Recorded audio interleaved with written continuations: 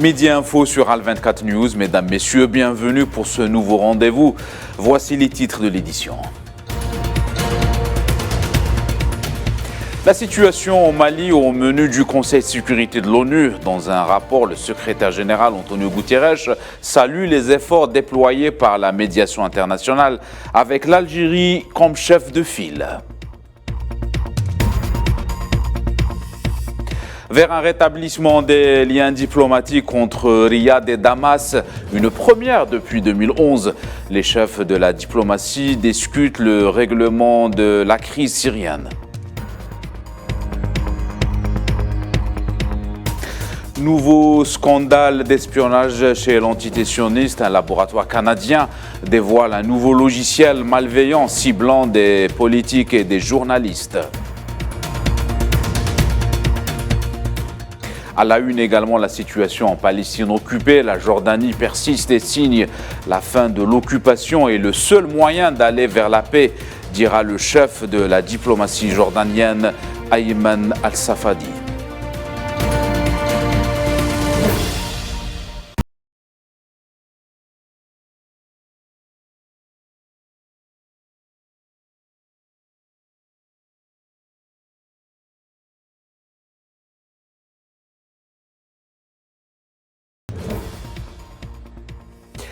Voilà pour les titres. Bonjour à tous. Le Conseil de sécurité des Nations Unies s'est réuni hier à New York pour débattre sur la situation au Mali, notamment de l'avancement de la transition politique. Cela intervient alors que la médiation internationale, dont l'Algérie est chef de file, a présenté ces derniers jours aux partis maliens signataires de l'accord pour la paix et la réconciliation issu du processus d'Alger des propositions concrètes visant à relancer la mise en œuvre de l'accord. L'organe onusien a salué les progrès accomplis dans l'application de l'accord pour la paix. Al-Gassim Ouane, représentant spécial du secrétaire général pour le Mali, a entre autres salué les progrès accomplis par le Mali et s'est dit convaincu que l'ONU reste le meilleur cadre pour accompagner la stabilisation durable du Mali. La MINUSMA, qui a appuyé l'élaboration de la stratégie, accompagnera le secrétariat permanent du cadre politique de gestion de la crise au centre et les comités régionaux de coordination, en plus de l'appui direct fourni sur le terrain à travers des activités de promotion de la cohésion sociale, de règlement des conflits et de réconciliation, y compris dans les zones de Nyono, Douenza et Koro. La MINUSMA poursuit ses opérations de protection de population également à Ogosagou, à Douenza. Nous aidons aussi à la protection d'infrastructures critiques et à la facilitation de l'accès aux routes. De son côté, l'ambassadeur de la France auprès de l'ONU, Nicolas de Rivière, a quant à lui appelé à la pleine mise en œuvre de l'accord pour la paix et la réconciliation au Mali. Le Conseil de sécurité devrait selon lui appeler toutes les parties à la responsabilité et à soutenir les efforts de médiation de l'Algérie et de la MINUSMA. Ce Conseil doit donc appeler toutes les parties à la responsabilité et soutenir les efforts de médiation de l'Algérie et de la MINUSMA. Deuxièmement, je veux évoquer la transition politique. Elle doit se poursuivre dans les délais prévus. Le Conseil de sécurité doit être attentif à l'appréciation de l'Union africaine et de la CEDEAO, qui ont pris des décisions très claires et qui assurent le suivi de ce processus, notamment suite au report du référendum constitutionnel prévu initialement le 19 mars. Et justement, le secrétaire général des Nations Unies, Antonio Guterres, a salué les efforts déployés par la médiation internationale avec l'Algérie comme chef de file afin de permettre l'application des accords de paix et de réconciliation au Mali issus du processus d'Alger. Sofiane Baroudi.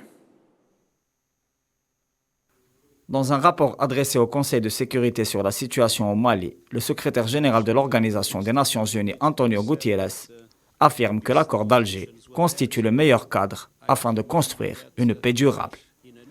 Il a également appelé à sa mise en œuvre diligente. Le rapport salue également la médiation internationale avec l'Algérie pour chef de file, qui déploie des efforts considérables afin de permettre la concrétisation des accords de paix et de réconciliation issus du processus d'Alger.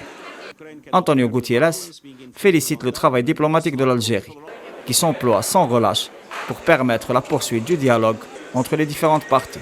Il se dit également satisfait de l'implication personnelle du président de la République algérienne Abdelmajid Tebboune dans la poursuite de ses efforts.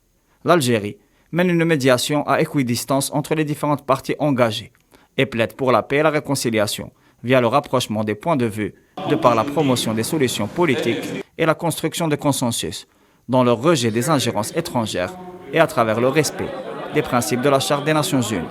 La lutte contre le terrorisme constitue bien sûr une priorité et des mécanismes de coopération sont mis en œuvre afin de permettre la stabilisation et la sécurisation de la zone sahélienne. Le président algérien a affirmé que le volet du développement économique était central pour promouvoir une sortie de crise permettant de lutter contre la conjonction de la pauvreté et du terrorisme qui continue de menacer la région.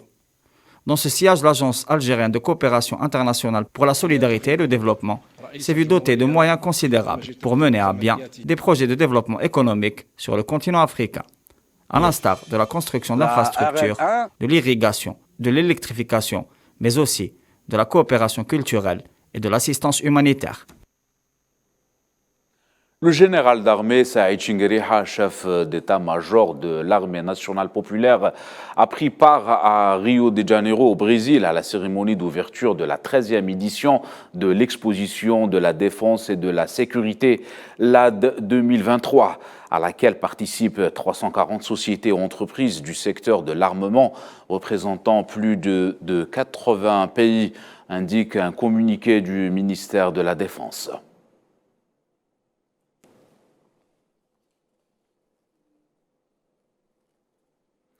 Le chef du Conseil de souveraineté soudanais, Abdel Fattah al-Burhan, a affirmé que la stabilité du Soudan repose sur la création d'une armée nationale unifiée à travers la réforme du système sécuritaire. C'est ce qui ressort d'une réunion tenue à Khartoum entre Al-Burhan et l'envoyé de l'Union européenne dans la Corne d'Afrique, Annette Weber, selon un communiqué du Conseil de souveraineté. D'après la même source, Al-Burhan a affirmé l'engagement de l'institution militaire envers le processus politique, soulignant la nécessité d'achever le processus de consensus politique et national et l'importance de parvenir à la stabilité pour le Soudan dans le cadre d'un système régional. Le président des Émirats arabes unis, Cheikh Mohammed Ben Zayed, est arrivé au Caire, la capitale égyptienne, pour des entretiens avec le président Abdel Fattah al-Sisi sur les moyens de renforcer la coopération économique et politique. La visite de Mohammed Ben Zayed intervient 48 heures avant une réunion prévue à Jeddah, en Arabie Saoudite, vendredi, entre les pays du Conseil de coopération du Golfe, avec l'Égypte et la Jordanie et probablement l'Irak.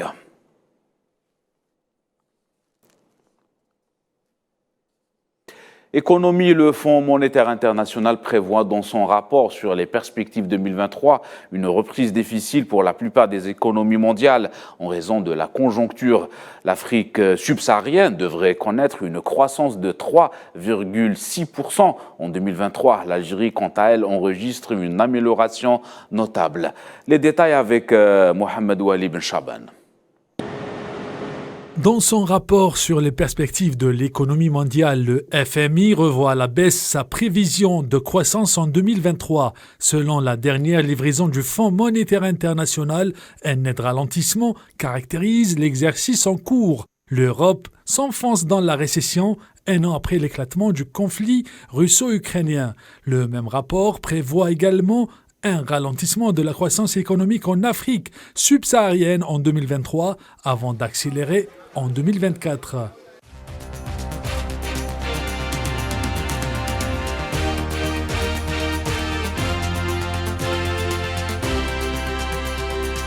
Selon le FMI, 5 pays africains exportateurs de pétrole vont enregistrer un taux de croissance combiné de 3,2% en 2023 et de 3% en 2024. La Guinée équatoriale est le seul pays dont l'économie devrait se contracter de 1,8% en 2023 et de 8,2% en 2024. En raison de la hausse des prix des hydrocarbures et des efforts de diversification économique, l'économie algérienne devrait enregistrer une amélioration de 2,6% en 2023.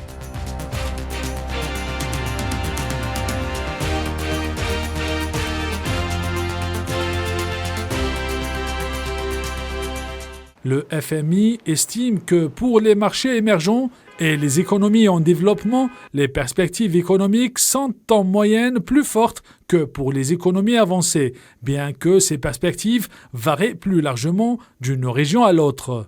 La Russie, toujours virée par les sanctions occidentales, s'en sort mieux avec une accélération du PIB de 0,7% en 2023. De son côté, la Chine pousse la croissance mondiale en 2023, profitant de la levée des mesures de restriction sanitaire. L'inflation persiste toutefois malgré les politiques monétaires restrictives. Nous vous le disons au titre, l'Arabie Saoudite a accueilli le chef de la diplomatie syrienne, Faisal Mekdad, à Riyad, dans le cadre d'un dégel entre les deux pays. Après plus de 10 ans de rupture, les deux parties ont publié une déclaration commune à l'issue de cette visite dans laquelle elles ont annoncé l'accord pour saluer le début de la reprise des services consulaires et les vols entre les deux pays. Les deux parties ont également discuté les mesures nécessaires pour parvenir à un règlement politique globale de la crise syrienne qui mettrait fin à toutes ces répercussions.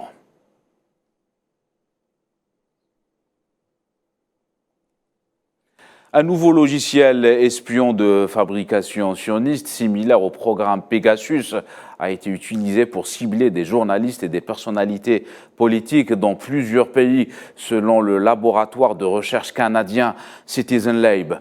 Le logiciel espion a été créé par la compagnie Quadrim, elle-même fondée par un ancien responsable et militaire et ancien membre de la société sioniste Enso Group. Le créateur de Pegasus affirme l'organisme spécialiste des questions de cybersécurité. Au moins 5 personnes ont été ciblées par le logiciel en Amérique du Nord, en Asie centrale, en Asie du Sud-Est, en Europe et au Moyen-Orient.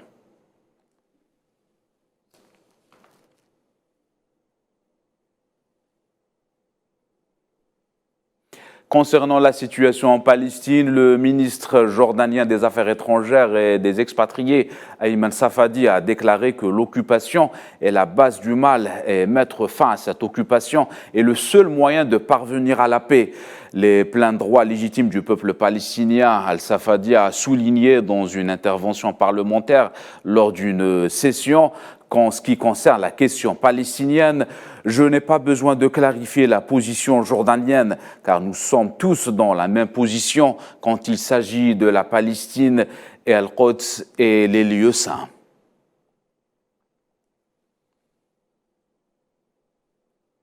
Question palestinienne toujours, le Parlement arabe a convenu avec son homologue africain de prendre des mesures communes afin de mobiliser le soutien international à la cause palestinienne et de dénoncer les violations continues commises par l'occupant sioniste.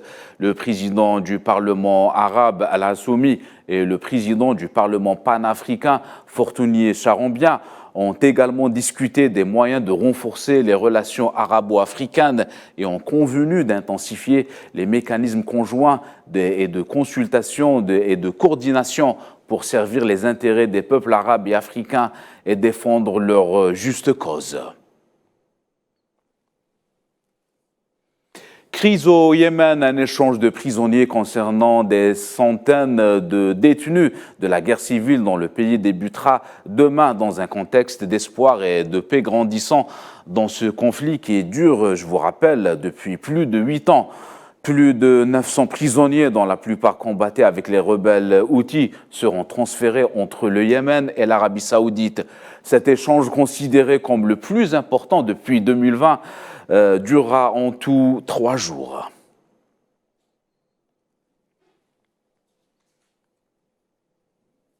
Voilà, c'est la fin de cette édition. L'actualité continue sur Al 24 News.